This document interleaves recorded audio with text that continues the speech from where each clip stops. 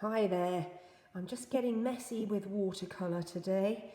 I'm exploring reflections. Of course, it's winter, so the winter colours. I love using Prussian blue and vermilion mixed together. It really works for the winter colours. I've used a very pale golden sort of yellow colour for the background. As you can see, it's very wet, and I've used my horizontal line, you know, this base line here, and used that as my platform to work on. I've used very thick watercolour paper, but it's buckled. But that doesn't matter because eventually it lies flat. So don't worry about that. Sort of work with that. It's quite good actually, because it gives you quite a lovely special effect as it bows. Can you see what I mean? You know, there's the bowing, you know, like that. You can become a bit obsessed with stretching watercolour paper, and I try not to worry about that. I think you get far more exciting patterns by not worrying about that in a wet on wet technique. So again, so it's just 3 colours, and there's my plate. Look at that. Yep, all these wintry, muted, subdued colours, which I love. So I'm in the art garden studio today, and obviously it's very, very quiet everywhere because all the shops are closed, except for the essential ones, which isn't very many in little, small, sleepy Shaftesbury.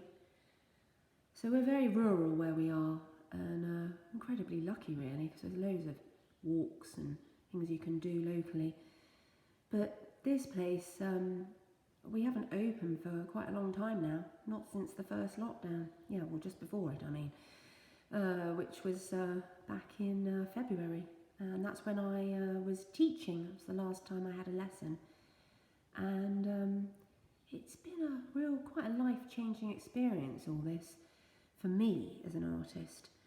Normally this has got students in here coming and going, and people viewing the paintings and coming in and out just to maybe buy the odd painting, or we have craft in here, we have all sorts in here.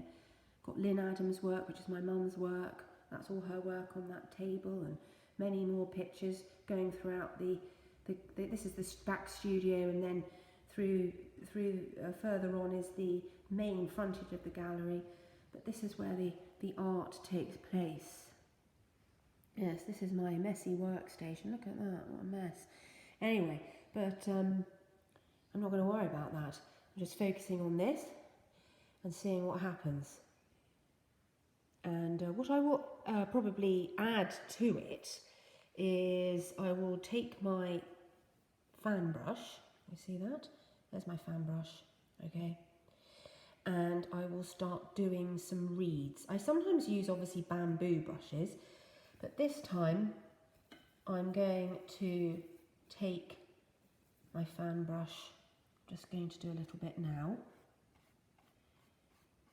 And what I've done, if you can see, is that I'm dragging up. Look at that. Okay, that is a very simple technique, dragging up. But I've got paint on the brush already, which I just dipped into here. You see that? Yeah. And then basically go along, just sort of in between. As it starts drying, you can define it even more. But quite like it just like that, really. It's far more natural. But I might add a few more little bits of detail. But when the paper's really